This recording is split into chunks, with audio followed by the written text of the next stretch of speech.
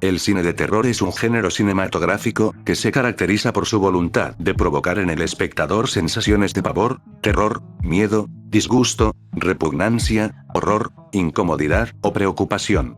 El género ha sido producido alrededor de todo el mundo, variando en contenido y estilo entre regiones, otorgando algunas películas y franquicias de terror que se han convertido en un éxito comercial y han tenido influencia en la sociedad, de haber generado muchos íconos de la cultura popular. Ojalá pudiera hablar de ellas, pero no.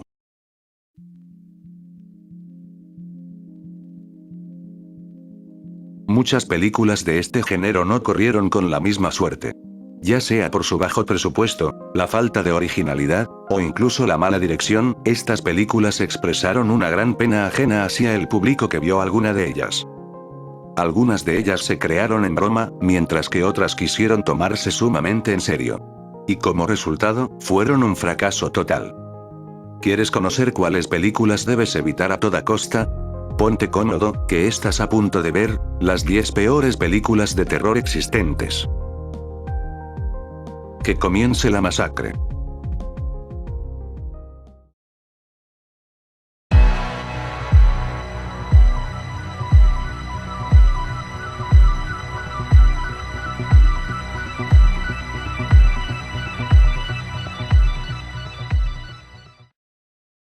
Podremos estar apenas iniciando la lista, pero eso no significa que lo que está en último lugar sea algo bonito. Serpientes en un tren.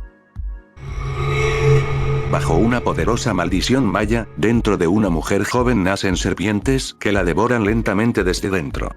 Su única posibilidad de sobrevivir es un poderoso chamán que vive al otro lado de la frontera. Con solo unas horas de vida, se sube a un tren con destino a Los Ángeles. Desafortunadamente para los pasajeros a bordo, ahora están atrapados y pronto serán víctimas de estas víboras carnívoras. ¿De casualidad esto te recuerda a otra producción que involucra a las serpientes? Si tu respuesta fue serpientes a bordo, te felicito porque tienes buena observación.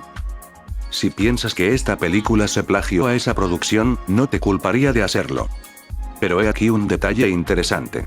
Ambas películas fueron estrenadas el mismo mes y año, con muy pocos días de diferencia entre sí.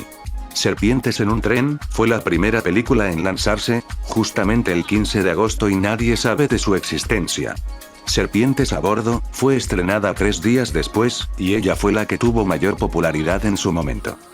Existen rumores de que una producción se robó y plagió el concepto de las serpientes de la otra, pero hasta la fecha nadie sabe quién fue precisamente la responsable. Un segundo.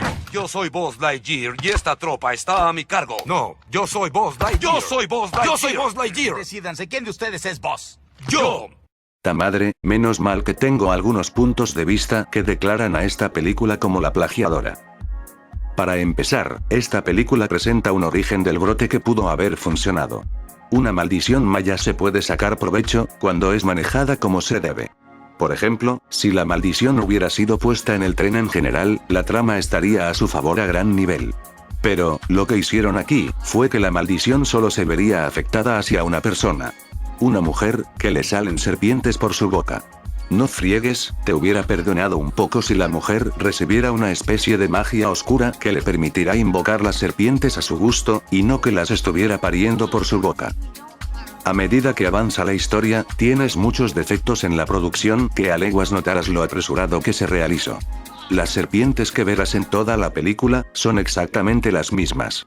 No tienen mínimo una variedad de especies, y a pesar de ello, cuando aparecen, se escucha el sonido de una serpiente de cascabel.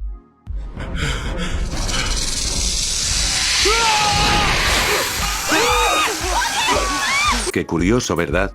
No aparece esa especie, pero sí la escuchas constantemente en la película. Las actuaciones son las que uno puede esperar en este tipo de producciones. Son exageradas a un nivel patético, que ni siquiera llegarán a darte una risa forzada cuando los ves. Esto va a la par de los personajes, que ninguno tiene química para que el espectador sienta algo por ellos, y que su mejor momento será cuando los maten. Tal vez tengas a las chicas como las más suaves de tolerancia, pero aún así dejan un mal sabor de boca a nosotros.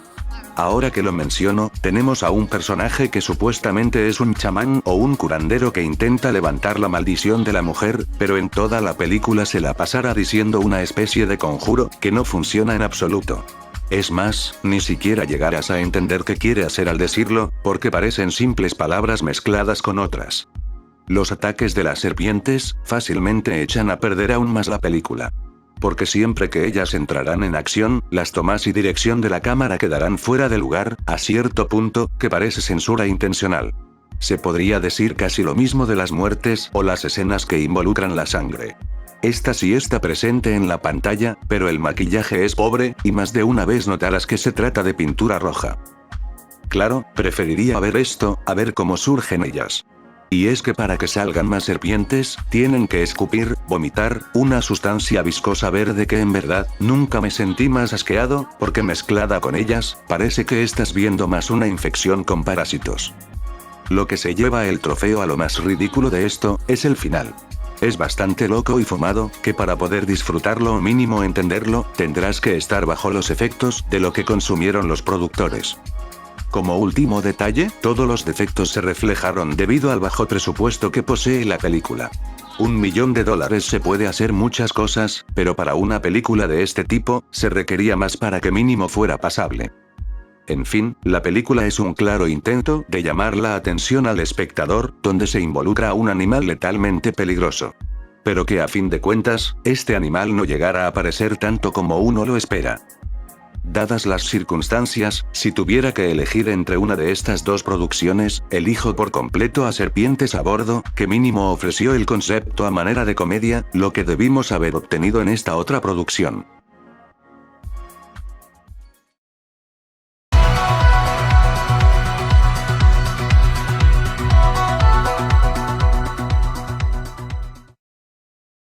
Las serpientes son animales a los que se les puede sacar provecho para una película de terror. Ahora me pregunto quién creyó que este animal era una buena idea para el género. Tentáculos. Un pulpo gigante mutado causa estragos en una comunidad costera de California. Aquí no existe ninguna excusa, es un plagio mal hecho de Tiburón. No hace falta decir cuál es el problema principal en esta producción. Pero como estoy obligado, lo diré. ¿A quién se le ocurrió la supuesta idea de poner a un animal, que según la biología, son monstruosamente inofensivos? Cuando están en situación de peligro, estos no atacan, debido a su apariencia, hacen que su depredador se confunda, y este aproveche para huir. ¿Cómo es que lo convierten en un asesino despiadado sin razón? Oh cierto, sí hicieron justificación para que se vuelva malvado. ¿Y cuál fue? Dos constructores malvados, hicieron un túnel bajo el agua, y perturbaron su refugio. Tendría sentido que fuera agresivo eliminando a esos dos personajes, pero no está justificado del que ese carácter lo conserve durante toda la película. Una pequeña sorpresa que obtenemos en esta producción de bajo presupuesto, es que posee mínimo a 3 rostros populares del cine. Algunos los conocerás, y otros no. La pregunta sería el por qué trabajaron en esta producción. Si es por el dinero, déjame decirte que no les creo nada. A lo largo de la historia, tenemos muchos huecos de trama que es difícil buscarles una justificación, o mínimo, algo de lógica. Las escenas de los ataques del animal acuático, se salen de su zona de confort donde pudo haber funcionado. Principalmente en la escena del ataque final, tendrás fotogramas congelados durante las secuencias que supuestamente son de alta tensión. Al final, estas escenas terminan siendo aburridas por no decir estúpidas. Lo único que daría como punto positivo en esta película, sería que los productores, tuvieron la buena idea de crear un animatrónico para el animal, en vez de recurrir a los efectos digitales, que para esa época, hubieran quedado mucho peor con ese presupuesto. En pocas palabras, la película trató de ganar popularidad copiando elementos de una producción exitosa. Pero, como no contaron con el mismo nivel de presupuesto y originalidad, al igual que su historia, esta película quedará bajo lo más profundo del océano de películas. También se encuentra disponible en YouTube, pero por mi parte, no volveré a ver esta cosa, por el simple hecho de no estar creada correctamente. Y porque no me gustan los pulpos.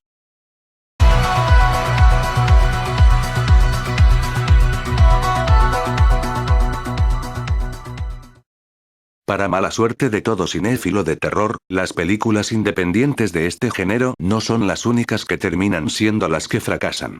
También las producciones de mayor reconocimiento llegan a tener sus caídas. Pesadilla en la calle Elm 2. ¿Cómo te atreves a colocar una película de Freddy en la lista? Si Yo eres digo un que puto esto dios, es arruinado estás porque hablando Freddy con sacó más computación dinero y que si toda te la pasa carrera y eso, solo quieres envidia aceptar porque esto serías a nosotros un no nos como importa otro, dónde te hace ahora está esa bastante película de la Cállense el hocico. Ustedes ni siquiera trabajan para mí. Si me piensan aventar piedras por colocar esta película, háganlo, eso no cambiará de que la película sea mala. Y si lo dudas, tengo varios puntos que lo demuestran. Cuando los Walsh se mudan al vecindario, Freddy intenta poseer la mente de Jesse, para obtener ayuda en su ola de asesinatos. Si tuviera que descifrar la película en una sola frase, diría que esta es mucho más blanda, a comparación de su predecesora. Positivamente inicia bien, teniendo el toque prometedor de la primera parte, que a muchos los enganchan en saber qué les espera hasta el final. Prepárate para recibir una fuerte patada directo al trasero, o por qué no, en tus canicas y pirinola. La atmósfera presentada en esta secuela es suave en la mayor parte de la película. Podrá tener algunos sustos que funcionan, pero son escasos a un punto de que la mayoría no funcionan como deberían. La actuación está por los suelos. Sin contar a Robert, que ese sí, mis respetos, los demás actores hacen el trabajo muy simple, que no convence a la audiencia que están interpretando a un personaje. Esto no es de extrañar si analizas el guión, donde distorsiona muy feo el concepto original de Freddy. Por ejemplo, tengo entendido que Freddy puede manipular los sueños de sus víctimas, mas no puede manipular cosas o seres del mundo real. Y aquí te salen con que Freddy posee a un pajarito y de la nada explota el pobrecito. ¡Por fin! ¡Soy libre! No tengo a dónde ir.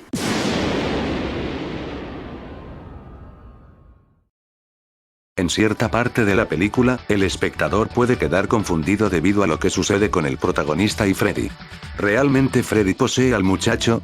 Esto no te responden, debido a que Freddy reencarna en el mundo real y desata el caos en una fiesta de adolescentes. La idea de que Freddy pueda aparecer en el mundo real es un concepto muy interesante, pero en esta entrega no se explica cómo logra esto, volviendo aún más ilógica la trama y el concepto original del personaje. Las muertes presentadas son de un nivel mucho más inferior a su predecesora. Es decir, son muertes simples y poco creativas a comparación, dejando muy insatisfecho a los fanáticos del gore. Esto por no decir que tenemos una muerte bastante incómoda, que si alguien te llegara a ver cuando pasa esa escena, no me sorprendería que te acusara de que te ibas a preparar para jalártela. ¿Sabes bien a qué me refiero? Sobre este último detalle, la película posee un nivel de homoerotismo muy alto. Ojo, no estoy en contra de esto, al contrario apoyo favorablemente a un amigo perteneciente a la comunidad. Se refiere a mi patus. Cisticerco de agua puerca, quítate de ahí, que no ves que estoy grabando. Solo estoy aclarando un punto de lo que dices. ¡Que te quites! No. ¡Ay, puta madre! Ya volvemos en un ratito. Como decía, estos elementos de la comunidad gay no me molestan, pero en cierta parte, hacen que la película pierda su toque de terror, debido a que se toma más como una película no por de esa comunidad. Y para la época que se lanzó, pudo haberse metido en una buena bronca. Ya que entenderás, que en aquel tiempo aún era raro ver este tipo de cosas en pantalla. En fin, para ser la segunda parte de la saga de Freddy Krueger, llegaron a tomar riesgos para implementar algo nuevo a la saga, que si bien pudo haber funcionado, al final termina siendo un intento algo apresurado para traer de regreso al personaje. Obviamente esto no fue problema para la producción, ya que terminó siendo un éxito comercial, que implementarían la idea de sacar una nueva entrega por año. ¿Quién diría que la avaricia traería serios problemas a Freddy Krueger?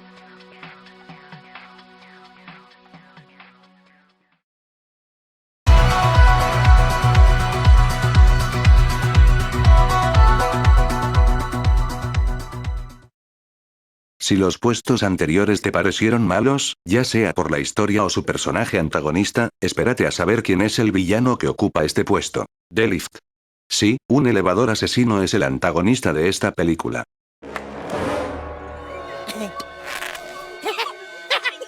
That's a good one! It does!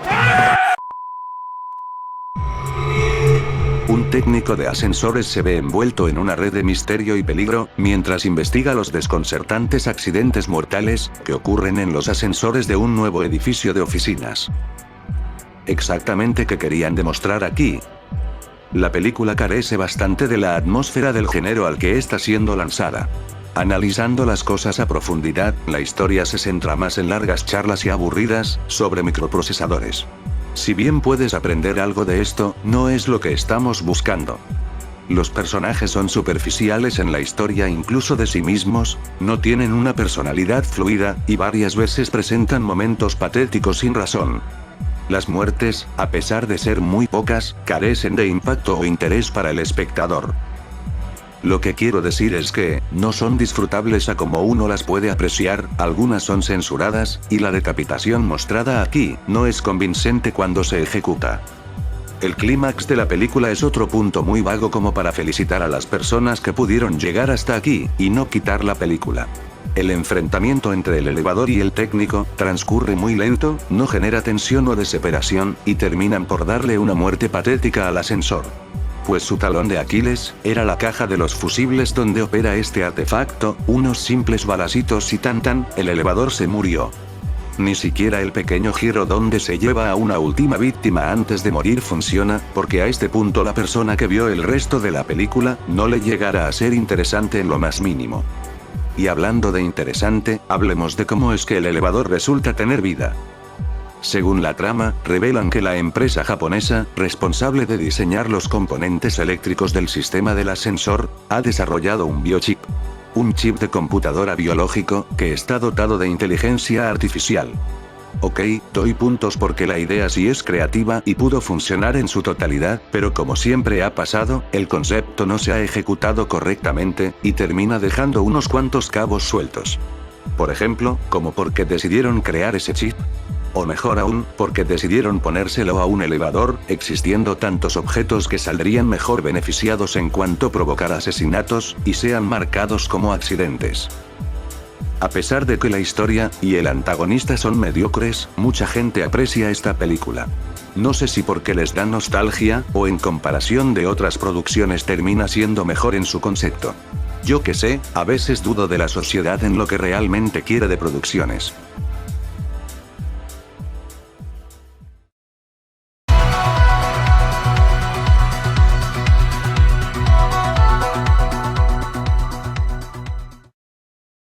Mientras más avanzamos, más doloroso se está poniendo la situación. Mega piraña. Una cepa mutante de pirañas gigantes y feroces escapa del Amazonas y se abre camino hacia Florida. ¿Para qué se quiebran sus cabecitas piojoliendrosas? No importa por dónde quieras verla, el producto te abofetea con guante de seda, por lo patético que es. Para empezar, el origen. Un grupo de científicos, que no hace falta saber que son idiotas, deciden modificar genéticamente a estos animales. Sin embargo, algo salió mal, y estos escapan a un río venezolano, comenzando a crecer exponencialmente. De alguna manera, también hace que les crezcan órganos adicionales, como que la piel es más gruesa, se vuelven hermafroditas, y absorban nutrientes a través de la piel. Si quieres buscar algo lógico a esto, te entenderé por qué te haces la pregunta del por qué deciden atacar a toda cosa que se mueva. Si bien el concepto de que los científicos deciden cambiar genéticamente a un animal, diría que las pirañas no fueron una opción viable desde el principio. Sabemos que en su forma original, estos animales son temibles y hacen que uno no quiera meterse al agua, como porque era necesario modificar algo que ya funciona. Las actuaciones son las mismas que esperas en una producción exagerada. Son bastante tediosas para verlas, y no es necesario ser un experto para saber que la mayoría del elenco no tiene el nivel adecuado de la actuación. La fotografía y paleta de colores, por extraña razón, termina siendo la clásica pero nefasta calidad que muestran las producciones estadounidenses, cuando la historia se centra en México. Rara vez la paleta de colores cambia, pero únicamente cuando la trama se sitúa en un laboratorio, o debajo del agua. Al principio, las muertes se ejecutan adecuadamente, debido a que se aplica el concepto original de películas del mismo tema. Como las pirañas aún no han mutado, aplican el método de siempre. Pero una vez que crecen, las muertes reciben un bajón de calidad fuerte. Esto porque tenemos el pésimo CGI de las pirañas atacando a los humanos, y se refleja la fea pantalla verde que utilizaron para esta producción. Desgraciadamente, este defecto no aplica solo cuando las pirañas deciden matar a alguien. Claro que no, este maldito efecto se mantiene durante toda la película, cada vez que estos animales aparecen en pantalla. Obviamente, tratándose de antagonistas marinos, varias veces tendrás alguna que otra muchachita en bikini, para que tus ojos no se desperdicien después de todo. Órale, mira nada más. Pura naca jirafona. Aunque es curioso, el 80% de las críticas mejor adulan y dan cariño a nuestro personaje heroico. Algunos solo por su cara, otros por el cuerpo que tiene, otros por el perro que se carga, y pocos porque es el único personaje con cerebro en toda la película. Sin contar este último punto, diría que lo que más beneficio obtuvo la película, fueron las tomas de los paisajes y escenarios. La naturaleza mostrada en pantalla es bastante hermosa, y quedas maravillado con el entorno que se ve en la mayor parte de la película. Fuera de eso, la película carece de todo, siendo una especie de calco a producciones de las fusiones locas de Sharktopus o Mega Tiburón. Sé que a algunos les vale madres el sufrimiento, así que si piensas ver esta película, procura tener expectativas en base al género de acción y comedia. Obtendrías mejores resultados viéndola desde ese punto de vista.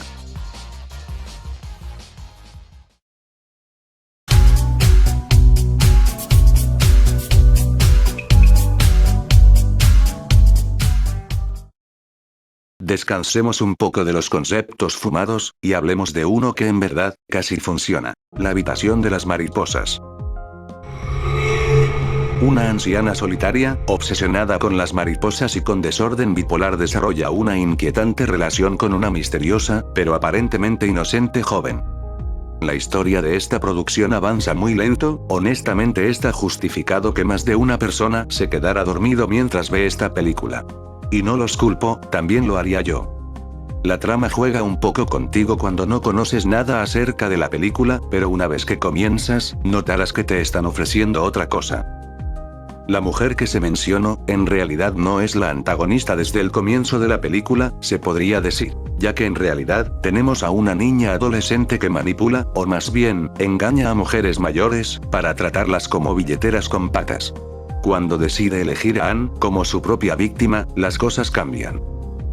Debo admitir que me espanto demasiado saber que esta película posee una cantidad de veteranos reconocidos de producciones exitosas del horror. Te puedes enterar fácilmente de quiénes son, si miras el tráiler oficial.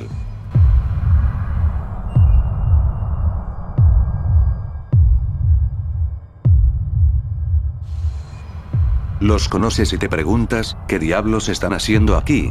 A comparación de un puesto anterior, declaro que este elenco sí decidió participar por la historia que presenta esta película, pero como el guión no está bien estructurado, todo se va al desagüe. Por ejemplo, Bárbara Steele es muy eficaz como el personaje central desquiciado, pero su actuación no se ve complementada por ninguno de los otros actores. Y ellos no tienen la culpa, sabiendo dónde trabajaron antes, los culpables de que esto no funcionara, fueron otros. Las muertes son, en el mejor de los casos, bastante pobres. Los métodos son ideas clásicas que favorecen al personaje principal, pero en cierto punto, estas muertes se ejecutan mediocremente. Sin contar al elenco, tengo dos elementos que favorecen a la película. Primero, la fotografía. Está muy bien cuidada, y la película es visualmente increíble, con esa paleta de colores azules, diría que favorece la atmósfera de Bárbara a gran nivel. Y el segundo, es la banda sonora. Felicito a los compositores por crear las pistas, que encajan muy bien de acuerdo con la personalidad de la mujer trastornada. El único defecto en este punto, sería que cada vez que la mujer ataca, suena una pista de rock durante toda la escena. La partitura es buena, pero repetir la misma pista, cansa en cierta parte de la película. Una vez que se presenta el origen de la habitación de las mariposas, todo lo que se reveló deja de ser algo que le importe a la audiencia. Se podría decir que si no se mostraba el verdadero motivo por esta habitación, el suspenso se mantendría durante el resto de la película, y crearía un debate entre espectadores en saber qué era lo que se mantenía detrás de las sombras. Y esto se refleja mucho más, en el clímax de la historia, que progresa de manera apresurada, y la muerte de Bárbara no llega a impactar al público. Hasta podrías cambiar los diálogos para un mejor resultado, y no te importara qué pasaba en la escena original.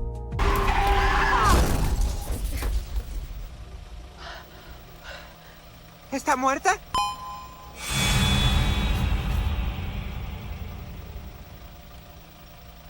¡No! En fin, es muy triste que esta película fuera desfigurada por la producción, y que desaprovechara el talento tanto del elenco, como el origen de Bárbara, y el aportara elementos delicados de la vida real. Y esto se reflejó bastante en la taquilla, pues literalmente nadie pagó por verla. Tomen nota y aprendan de estos errores.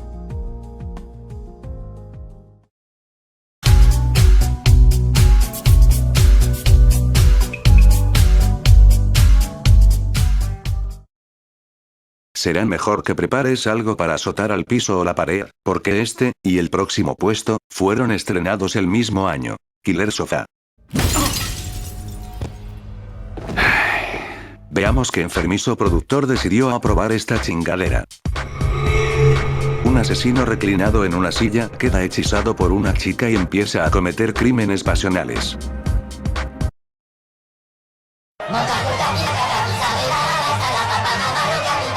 Lo sé, también me sentí igual. Para empezar, los encargados de esta producción metieron la pata en el título. Supuestamente es un sofá el asesino, pero en realidad quien aparece en la película es un sillón reclinable, lo cual no es lo mismo. El origen del que este objeto cobre vida es algo confuso, pero igual menso y loco. El sillón el sofá, está poseído por un espíritu debut, el alma de un asesino que murió hace muchos años.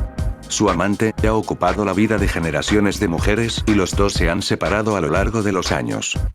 Recientemente se reunieron cuando la protagonista actual compra el sillón reclinable, y su amante se comunica con ella a través de las tuberías de agua. Si esto no fue creado por drogadictos, entonces tenemos una producción en manos de gente con serios problemas. La historia en sí es predeciblemente vulgar, con una imaginación limitada debido a la estricta replicación de otras características basadas en la posesión. Varias secuencias de sueños incluyen, entre otras, a Francesca tocando sexualmente el sillón reclinable, con una iluminación ambiental de color rojo brumoso y obtuso. ¿Qué es eso? ¿Qué es eso? O que un hombre decida cochar con una cama, mientras que el sillón lo mira.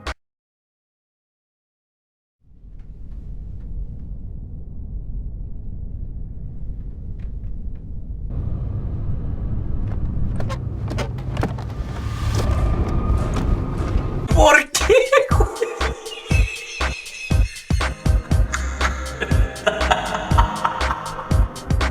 La imagen, dirección y banda sonora son de un nivel bajo rendimiento que cualquiera puede aguantar hasta cierto punto.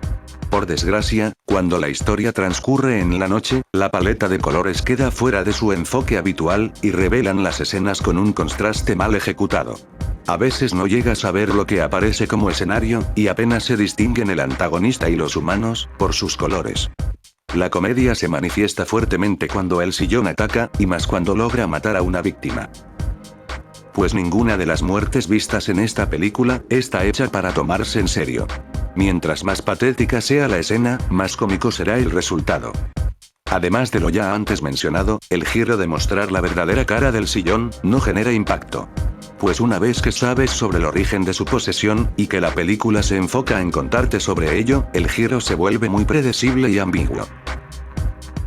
Killer Sofá presenta una premisa cliché que, si bien es un clásico, el que hayan decidido aplicarlo a un sillón como antagonista, hace que todo se vaya al carajo.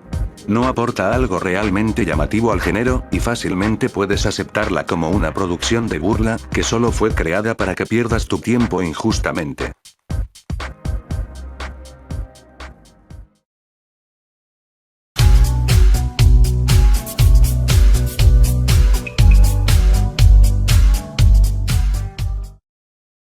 Si el sofá te pareció ridículo, imagina que verás lo mismo en este puesto, pero mucho más ridículo. El dron. Una pareja recién casada es aterrorizada por un dron que ha tomado la conciencia de un trastornado asesino en serie. ¿Por dónde empezar? ¡Ay, qué tonto soy! Si el inicio es un dato curioso del que hablar, ¿verdad, Chucky? La película inicia de manera muy similar a la primera película de Chucky. donde nuestro antagonista está por matar a una nueva víctima, es balaceado por la policía, y antes de que éste muera, mágicamente su alma queda dentro del dron. Justo después, uno de los personajes principales lo encuentra, se lo lleva a casa, y el juego inicia. ¡Pero qué pinches inconscientes! Si la apertura fue una especie de plagio, no será necesario contarte el resto, porque esta producción toma muchas ideas de otras películas. Los personajes son aburridos, irritables y nada originales. Aunque claro, la pareja protagonista sería lo más suave en este nivel, en una que otra escena si disfrutas de su participación en la pantalla. El resto, es mejor que estén muertos. La calidad visual vuelve a ser un punto positivo en la producción. Tiene una fotografía decente que es raro ver esta calidad en una producción de bajo presupuesto. Lo podrás notar aún más cuando se hacen tomas a los exteriores, obviamente los respetables, porque los que hace el dron para sacarle fotos a las personas, no tienen nada de lógica. Por otro lado, la dirección y la banda sonora, son puntos flojos que muy apenas llegarían a los talones de un videojuego de clase independiente sin presupuesto. Si has jugado algo así, entenderás perfectamente lo que dije. Ahora vamos con lo más crudo de este proyecto. Las muertes y la naturaleza del dron, están fuera de los estándares de la lógica. Hagamos una comparación con Chucky. Él es un juguete, que se asemejaría a un niño de 3 o 4 años, y gracias a Damballa, este recibe una fuerza sobrenatural. Ahora bien, ¿quién me explica el por qué esta chingaderita del tamaño de una cabeza humana, tendría la fuerza suficiente de arrastrar a una mujer de peso estándar por toda la casa, con solo agarrándole el cabello? Piensa, ¿de qué estará hecha esa madre pues? Esto aplica igual en las muertes. Cada asesinato es exagerado a un nivel ilógico, que no importa cómo lo haga, el dron dejará un gran baño de sangre a cualquiera que decida eliminar. Los conceptos de las víctimas no son originales, y hasta una te deja petrificado por lo loca y asquerosa que es. ¿En qué consiste? Para suerte de algunos, no puedo mostrarla aquí, pero se las explico rápido. El dron decide matar a un hombre de casi la tercera edad, en un baño, metiéndose por completo en su Anastasio. Sí, hasta te ponen un montaje en CGI, de cómo el dron se va directamente a los intestinos del hombre.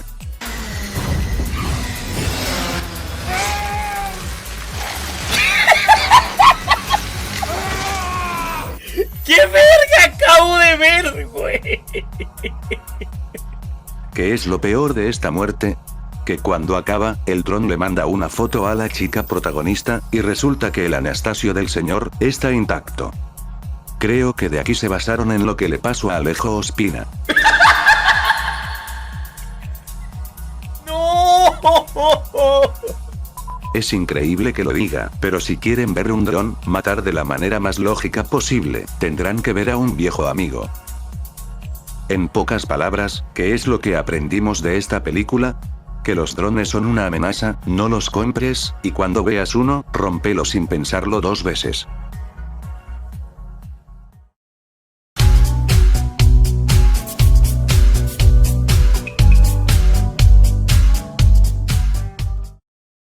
Sabes muy bien que cuando esto aparece siquiera apenas ahora, lo que verás será un tormento brutal. Esta es una que todos se saben. Tiburón pesadilla.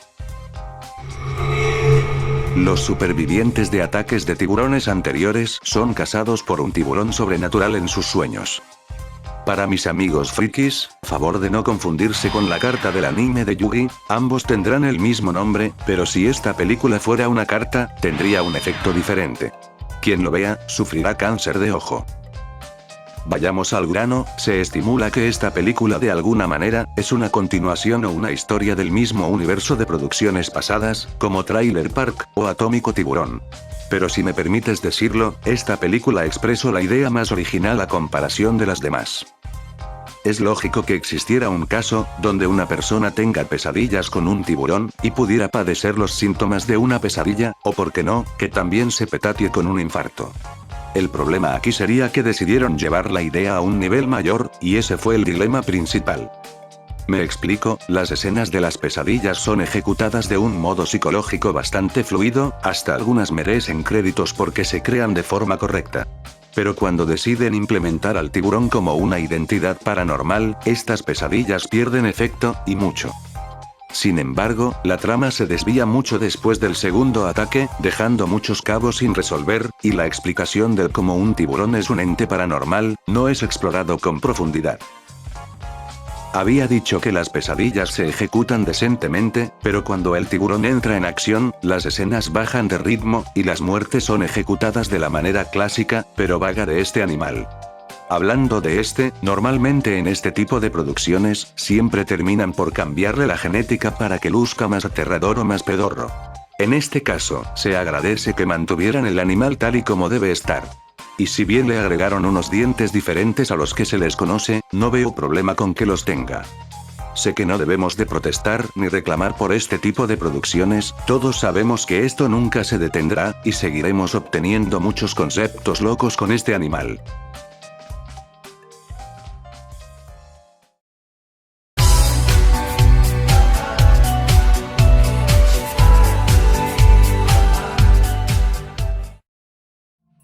En el video original, la película que se quedaba con el primer puesto, era La Monja de 2005.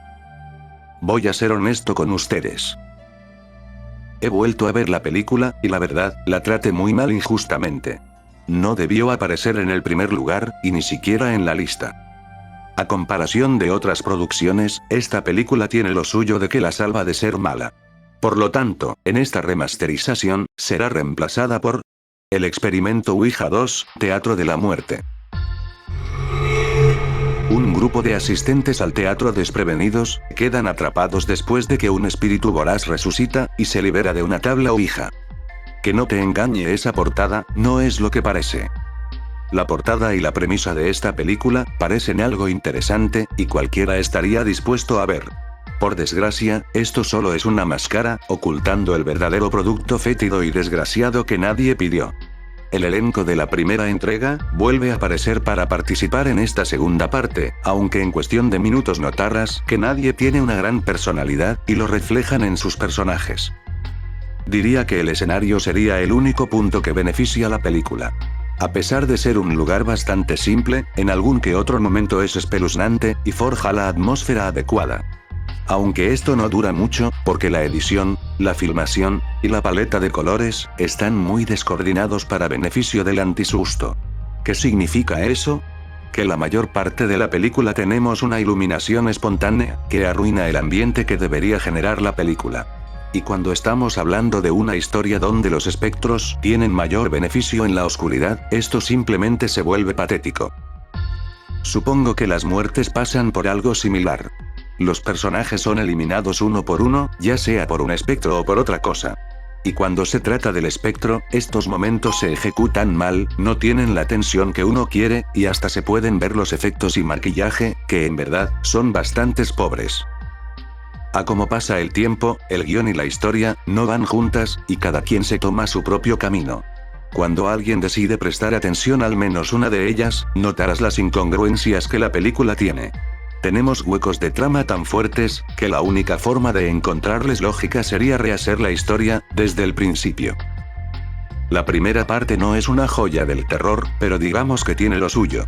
Y a comparación con ella, esta película declina de una manera monstruosamente fea. Considero que el tablero de la Ouija, tiene un gran potencial que se puede expresar libremente en una producción de terror. Y si bien pocas películas han logrado el cometido, es muy triste ver todos los adefesios que llegaron a hacerle a este juego de mesa. Sí, tenemos más producciones iguales a esta, que tarde o temprano, van a aparecer en esta saga.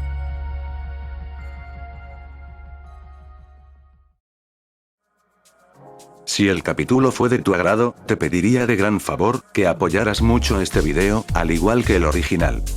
A comparación de otras secciones, esta saga conservará sus vídeos originales.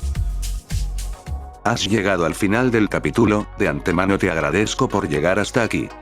Sin más que decir, Andy Master 1988 les desea dulces pesadillas a todos ustedes, y me despido, no sin antes recordarle a Chucky que...